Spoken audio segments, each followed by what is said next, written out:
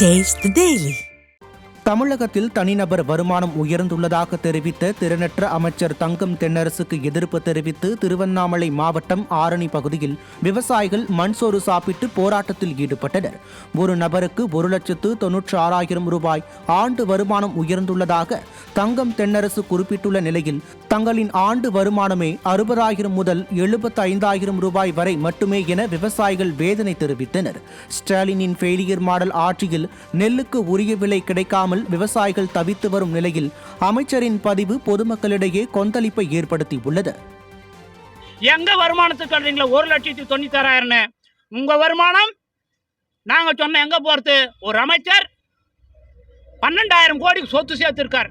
அந்த எம்பி வருமானத்தையும் ஏர் ஓட்டர் வருமானத்தை சேர்த்து சமமா சொல்றீங்களா? ஒரு குடும்பத்துக்கு 8 லட்சம்னு. ஆகவே எங்களுடைய வருமானம் பெருகணும்னாக்கா நெல் கவர்மெண்ட் ரேட்டில் டிபிசி உடனடியாக திறக்க வேண்டும். 336 ரூபாய் கூலி விவசாயிகளுக்கு வழங்கினால் மட்டுமே விவசாயியுடைய வாழ்க்கை பெருகும். அமைச்சர் தங்கம் தென்ன சொன்னது ஏமாற்று, அம்பக், போர்ஜரி.